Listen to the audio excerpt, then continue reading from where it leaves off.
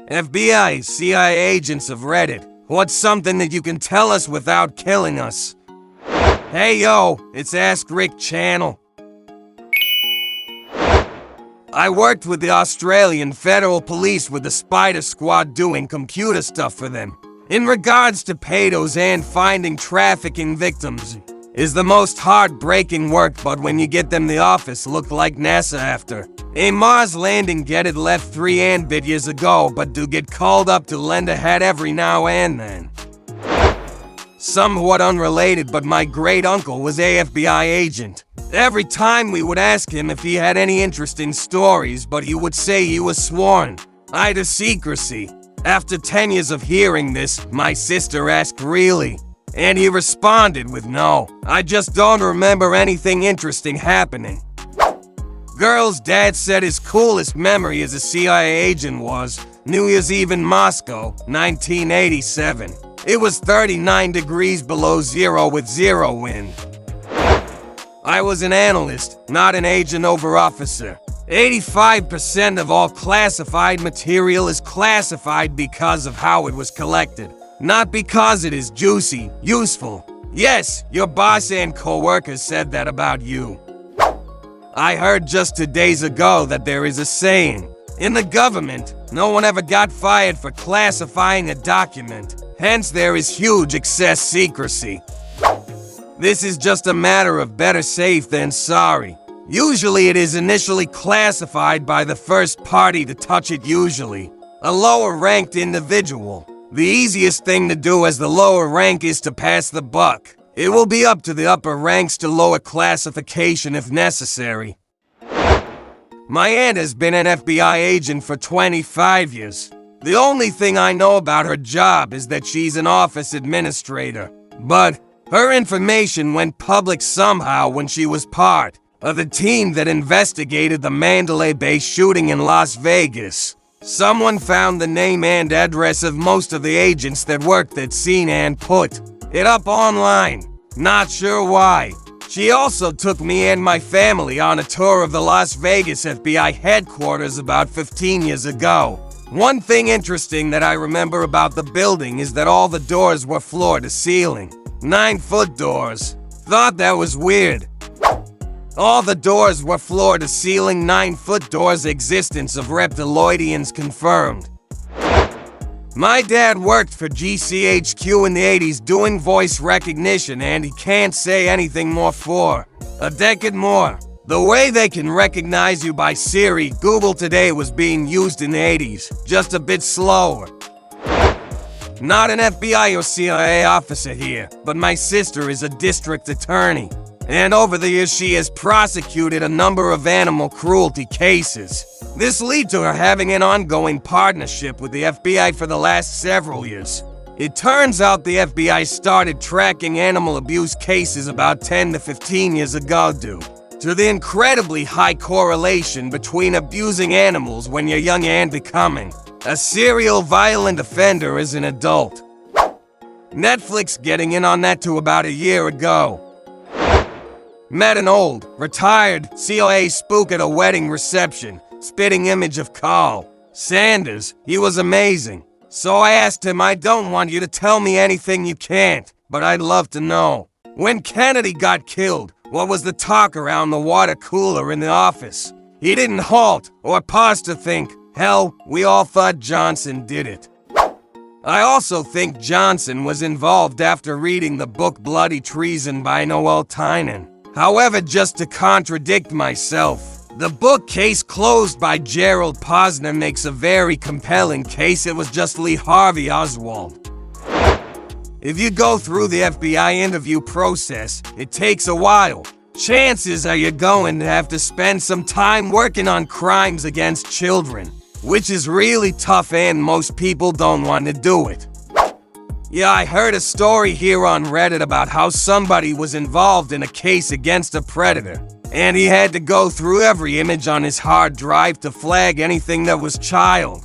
That case drove him out of the industry. I can't even imagine. Yeah, I heard a story here on Reddit about how somebody was involved in a case against a predator, and he had to go through every image on his hard drive to flag anything that was child. That case drove him out of the industry. I can't even imagine. I read an article once about how the government has people whose job it is to look at disturbing videos, images from the internet, and seized hard drives. Mainly child, but also things like executions, to find clues to the location, identity of the people involved, etc. It's an important job, but the burnout rate is astronomical. A lot of them end up with PTSD, addiction issues, and other problems. I worked for the largest web hosting company on the planet at the time, and we had a guy whose job it was to answer these kinds of requests, go into databases for our customers, and give child information to the FBI to kick off investigations. He had the hardest job I have ever known. There is a book called Moscow Rules. It was written by the CIA people, all about, well, disguise. The CIA had all these agents in Russia, but the Russians were insane about following literally every single American in Russia, 24/7, looking for spies. So a huge part of their job was trying to shake off the KGB. They had crazy quick change disguises, all sorts of stuff. The movie Argo was based on one of the writers somewhat. I negotiated huge deals with the Russian government. I was tailed 24/7. One time I didn't like the room the hotel gave me. I knew it faced the noisy side BC. I stayed there all the time, and instead of just giving me a new room, it was a 90-minute wait while they bugged a new room for me. Twice I had bizarro run-ins with very pushy, very hot women who allegedly wanted to me so bad. Even if I was straight, hot in Russia is a mix between a Bratz doll and a hooker, so no thanks. Edit spelling. Same in China. You only go with blank phones, and every now and then your phone will do this little glitch, as if it's being accessed. An ex-company man once told me Get Smart was more accurate than James Bond. Pretty sure being a famous spy is a sign things aren't going well. Worked with a woman who was former NSA. We would always beg her to tell us, but she never did. The one thing she did say, though, was that during training they show them a video of a bunch of things they found out about and stopped. She said she hardly slept for 2 weeks after watching that. Not CIA, but I've worked with and know guys in intelligence. Most of the intelligence we get is from us in open source intel. E-news articles, press releases, news networks, and government announcements. Most people think that everyone in intelligence is some James Bond, Jason Bourne type of individual, when in reality, the majority of analysts sit at a desk and go through news articles all day. That said, that's not the only method we have to gather intel, but it is where most of it comes from. Even analysts that are using other methods such as G-Point, Amin and Sijin spend their day cropping images for minute details, or replaying and monitoring the same signal over and over again. Have a buddy who was a contractor for NSA. He's a programmer, and he monitored global social media for signs of social unrest, uprisings, coups. I once rented out my old farmhouse to a family. They paid the rent every month, and other than no tea mowing the lawn to save their life, I didn't think anything bad about them. That all changed when the D called me to inform me that my renter had been murdered in Mexico and was asking my permission to search the property. Well, it turns out I had unknowingly rented my house to the Mexican mob, and they were using it as safe house. It all fell apart for them when 2 of them got caught with a duffel bag full of meth. My renter had to go back to Mexico to visit his mother and was promptly murdered. Let's just say I no longer am a landlord and never will be again. You didn't bother to ask if he worked for a Mexican cartel. Geez, dude. He had a strict don't ask cartel policy. That's how the Hells Angels work. My friend's uncle ended having a member move in next door. One Wednesday, his new neighbor knocks at the door and mentions he's have a BBQ party on Saturday with 20 or so people, and admits it will be a little loud, but he'll have it quiet by 10:30. Sure enough, at 10, the music stops and by 10:30 everyone is inside. During the party, people were leaning on the fence and it fell over. It was already rotten.